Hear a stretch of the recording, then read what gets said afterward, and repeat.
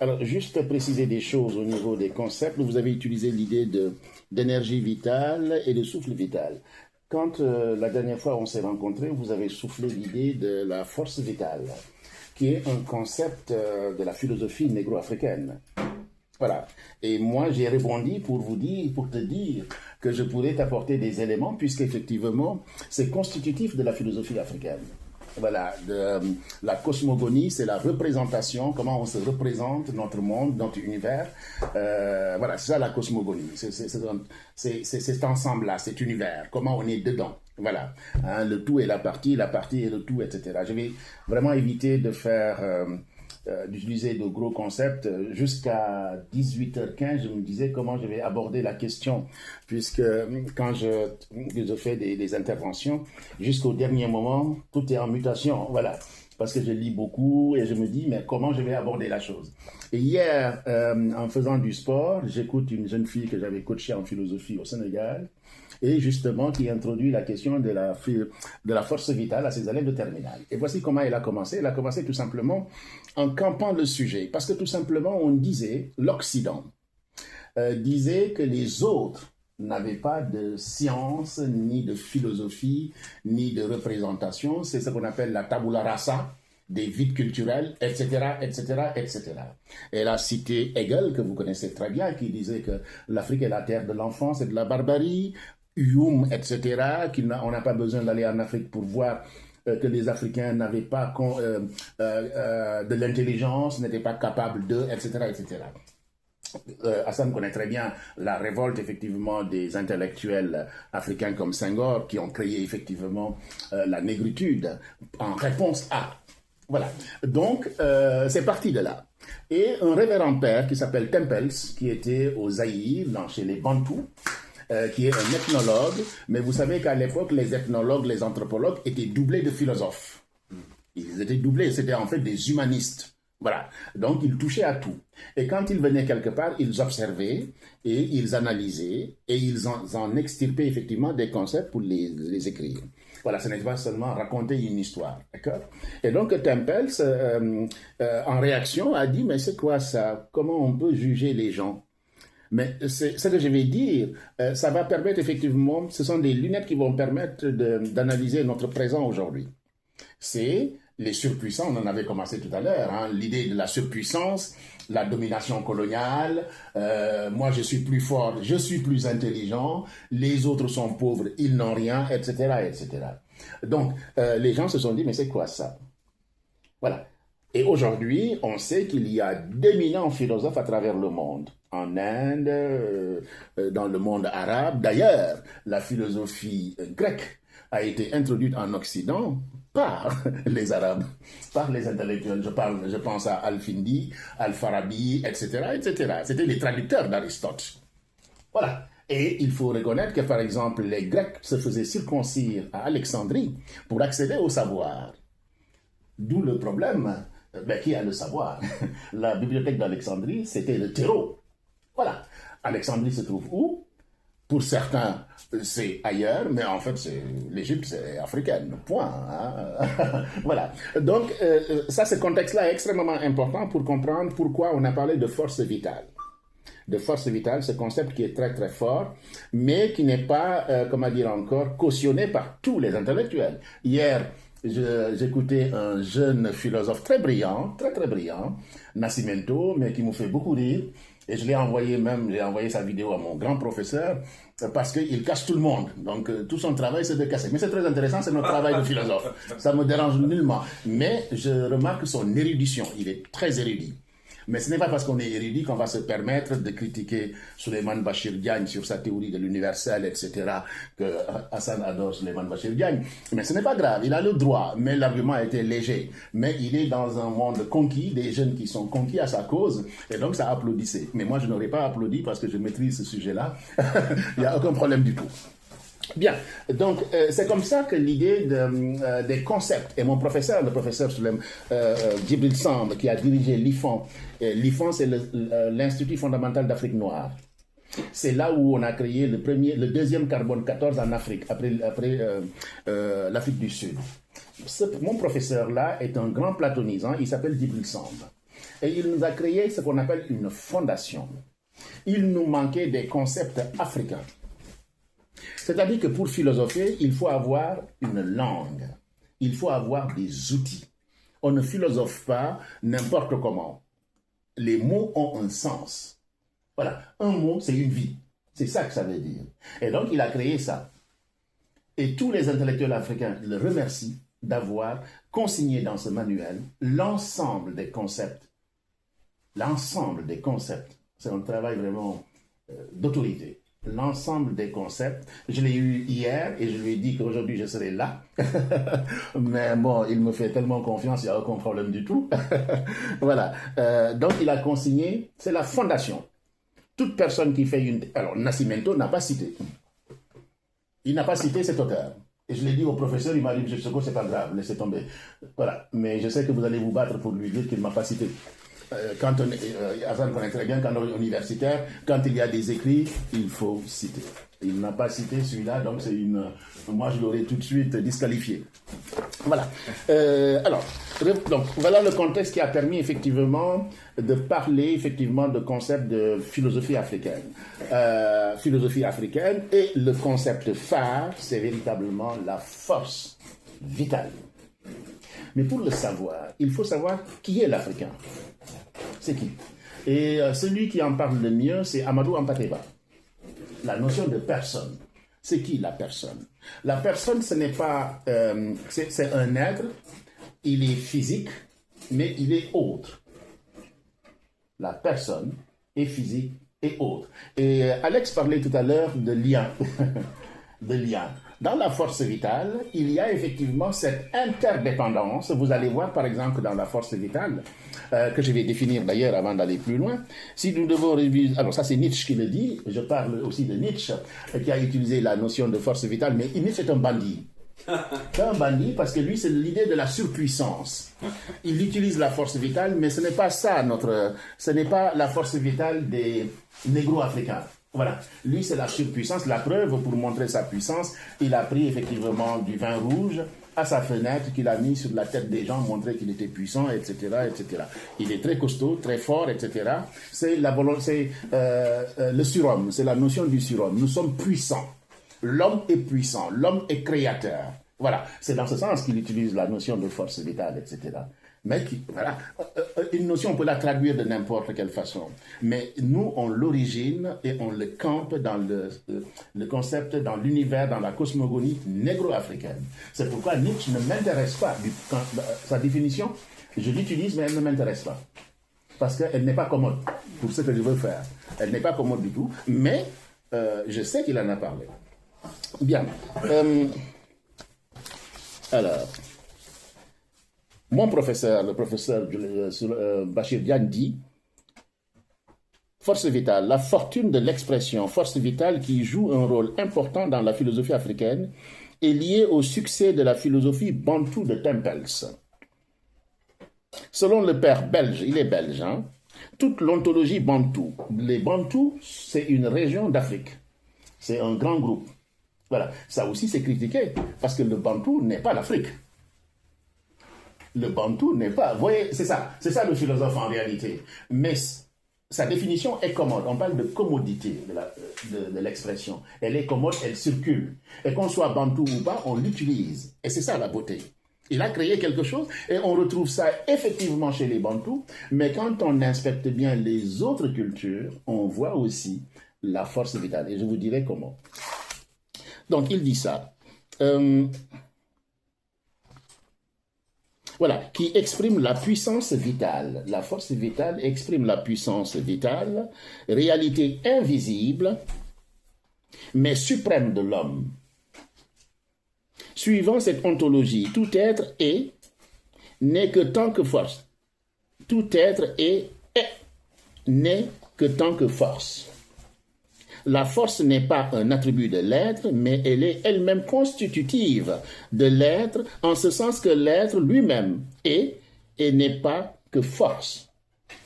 C'est l'idée du tout, avec T majuscule, qui est dans le tout, le petit, et le tout minuscule qui est dans le tout grand. Donc, tu parlais, Alex, de lien, c'est ce lien-là, cette interrelation-là, qui fait que, par exemple, le petit qui naît, il naît avec l'âme de l'ancêtre.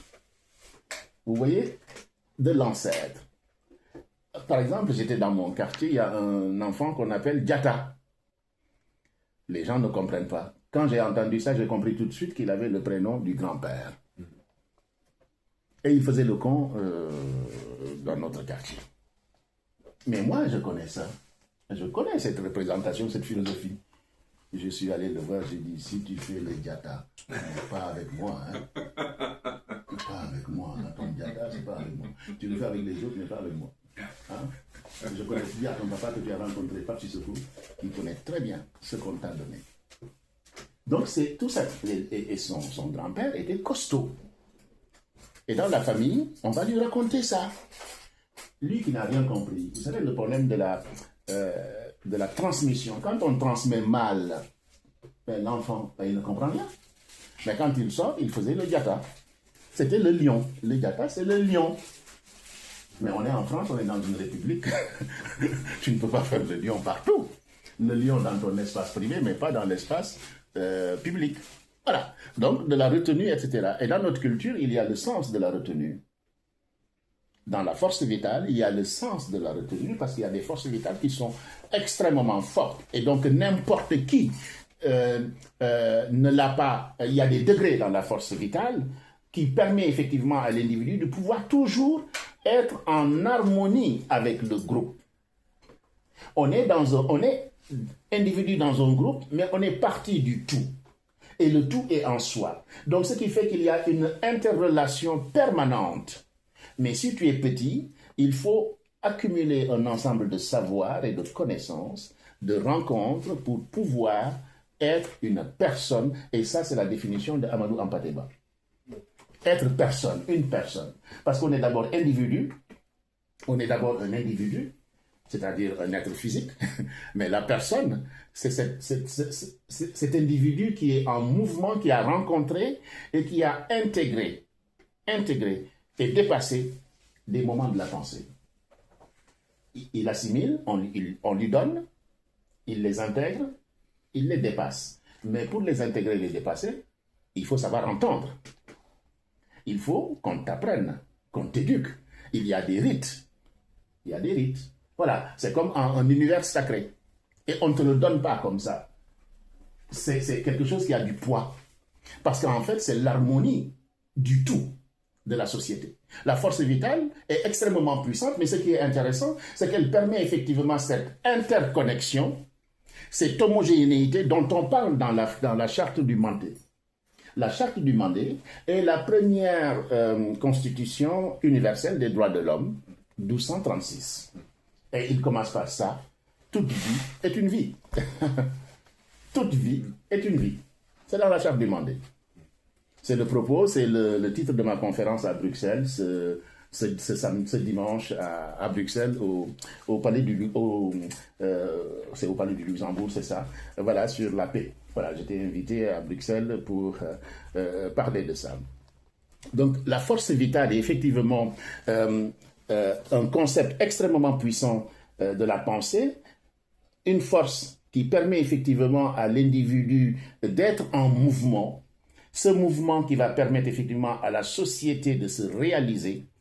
Et cette société-là, il faut l'entendre dans sa globalité. Ce n'est pas la société cartésienne où il faut distinguer la nature de l'homme. La nature est partie intégrante de la cosmogonie africaine. On ne met pas la nature comme objet, la nature est dedans. La nature est une somme de forces vitales. Donc, je vous ai dit, il y a tout un apprentissage, il faut apprendre, comme les soufis vont apprendre le langage des plantes, des fleurs, etc., etc. Vous voyez, dans la culture africaine aussi, comment dire encore, la nature est un réceptacle de force. Mais pour l'entendre, il faut savoir, je vous ai dit, il y a tout un processus d'éducation et d'apprentissage et d'initiation pour voir, entendre, l'accepter et pouvoir le transmettre. Extrêmement important. Donc chez Descartes, il dit l'homme sera maître et possesseur de la nature. Et on se rend compte aujourd'hui que nous avons bien besoin de la nature. Regardez, aujourd'hui, la météo est un peu changeante. Le dérèglement climatique est là. On ne contrôle rien. Donc, on n'est plus dans la simplicité. On est dans l'hyperconsommation, etc. C'est pourquoi la philosophie, en faisant de la philosophie, ça nous permet effectivement de comprendre notre monde. Parce que tout simplement, l'humain, qui est-il? Il devient un boulimique. Il veut tout posséder. Il ne donne pas de valeur aux choses. Et aujourd'hui, c'est la mode, l'éthique doit nous gouverner dans tout. Mais la philosophie africaine a toujours intégré l'éthique dans sa représentation. Je ne parle pas des hommes politiques de maintenant, hein, qui mériteraient d'être comme notre... Hein. Je ne parle pas de ces gens-là. Je vous parle de la philosophie négro-africaine. Je ne vous parle pas des Africains d'aujourd'hui. Hein. Voilà, qu'on fasse bien la distinction. Moi, je vous parle de l'ensemble, de la cosmogonie. Dans cette cosmogonie maintenant, certains se sont retirés parce que tout simplement, ils ont eu une éducation autre, ils ont eu des approches autres. Il y a le christianisme qui est venu, l'islam qui est venu, qui a bouleversé effectivement les sociétés traditionnelles. Ça a été un bouleversement. Et quand ces religions révélées sont venues, ont voulu saper effectivement les religions traditionnelles. D'accord, de sorte qu'aujourd'hui, par exemple, comment dire encore, aujourd'hui, par exemple, les jeunes, maintenant, retournent effectivement à l'ancestralité. À l'ancestralité, ce qui ne m'intéresse pas tellement, moi, ce qui m'intéresse, c'est comment je peux vivre ensemble avec l'autre, comment je peux faire avec l'autre en bien. Voilà. Mais que ce soit l'ancestralité, etc., oui, c'est bien. Mais si j'ai l'ancestralité en moi et que je ne peux pas vivre avec l'autre, ça ne m'intéresse pas. Et là, je retrouve quelqu'un qui s'appelle comme Lévinas. Tu regarderas le visage de l'autre et tu ne lui feras point de mal. Ça m'intéresse. Ça, c'est pratique. Moi, j'ai besoin de pragmatisme dans les relations humaines. Je n'ai pas besoin... On peut avoir des fondations, des références historiques, etc. C'est très bien, ça veut dire qu'on a une culture et on a, comment dire encore, un héritage, parce qu'on nous a transmis quelque chose. Mais ce qu'on nous transmet, j'ai inventé un concept qu'on appelle la théorie de l'entonnoir. Ça veut dire quoi? J'ai hérité de beaucoup de choses. Est-ce que je dois tout avaler? Est-ce que je dois avaler, est-ce que je dois sucer la moelle et rejeter l'os? Ou est-ce que je dois à la fois sucer l'os et avaler, sucer la moelle et avaler l'os? Je dis, je préfère sucer l'os et rejeter la moelle. Sucer la moelle et rejeter l'os. Voilà, hein, je préfère ça. Donc ça veut dire tout simplement qu'il y a de l'intelligence dans la pratique. Il y a lieu dans la force vitale de l'intelligence, parce qu'il y a une dynamique, il y a du mouvement, comme le dit le professeur Souleymane Bachir Diagne, l'idée du mouvement. Et ce mouvement-là, il peut être circulaire, il peut prendre toutes les tendances. Ce qui est important, c'est la réception du mouvement. Qu'est-ce que j'en fais? C'est ce qu'il dit. Il y a du mouvement, il y a une dynamique. Comment je fais? Parce que la force, elle est là, elle est puissante. Elle passe du vieillard, mais plus que le vieillard, mais du mort. Parce que et là, on retrouve effectivement la philosophie grecque, hein, la théorie de l'âme chez Platon. Platon qui dit, la philosophie, c'est apprendre à mourir. Ça veut dire quoi? Ça veut dire tout simplement qu'il y a le corps qui est la matière et l'esprit. Et l'esprit est capté dans un corps. Mais chez l'Africain, la force vitale est un tout. Il n'y a pas de distinction entre le corps et l'esprit. C'est un tout. Mais dans la philosophie occidentale, on veut distinguer la matière, l'esprit.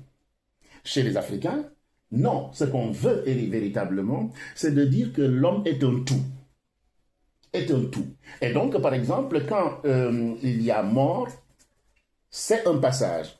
C'est un passage. Ça veut dire tout simplement la théorie de l'âme, qu'on retrouve très bien chez Platon, mais Platon l'a hérité du monde négro-africain. C'est tout simplement que quand... et cette mort-là, cette âme-là, c'est ainsi que les arts africains sont nés. Quand on parle de la sacralité des arts africains. Quand l'individu meurt, ben, l'âme végète. L'âme est libre. Parce que l'âme était prisonnière d'un corps. Et ce corps-là, qu'est-ce qu'il fait? Il lui donne à manger. Donc, il cultive effectivement le bas. ce qui est accessoire, mortel, etc. Donc, quand il y a mort, l'âme est contente, l'âme va se détacher. Mais elle va végéter. Et en végétant, c'est dangereux. Les hommes de savoir, nos doyens, nos ancêtres vont le capter pour le mettre quelque part dans l'art profane. Dans l'art profane. Et c'est pourquoi, au musée de l'homme, par exemple, ils ne voulaient pas des objets d'art africains parce que ce sont des objets magico-religieux qui ont une utilité. Eux, ce qu'ils veulent, c'est de l'art profane, nu et dénudé de tout, de tout. Non, l'art africain a du sens. Voilà, il y a une âme dedans. Et à un moment, cette âme-là va se réinvestir ailleurs, comme je vous ai dit. C'est comme si on parle de métampsychose, la transformation. Hein, quelque chose qui saute et qui va se capter, qui va se mettre ailleurs. C'est ce qu'on appelle la métampsychose. Voilà. Hein, l'âme va se prolonger dans un autre corps, le corps d'un enfant, par exemple. Et vous allez voir, en Afrique, par exemple, vous allez voir un petit enfant, il va naître, et tout de suite, les anciens vont dire, il me rappelle tel sage. Il me rappelle tel. Il y a une synchronicité, une ressemblance terrible, terrible. Un enfant qui va être singulier. Et donc, on voit tout de suite l'ancêtre. Mais qui est mort depuis longtemps. Depuis longtemps. Je pense que les théories, les bouddhistes ont ces trucs-là. Je ne maîtrise pas tellement ça, mais je pense que les bouddhistes ont quelque chose qui ressemble à ça.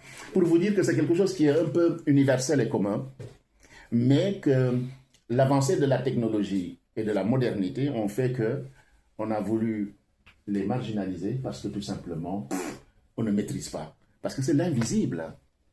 Mais l'invisible nous commande aussi. Nous commande aussi. Il nous commande à être prudent et, comme l'a dit Alex, à être en relation. L'homme est un être de relation. Dans la force vitale, c'est ça qu'on essaye de démontrer. C'est une relation qui n'est pas discontinuée. Elle peut faiblir.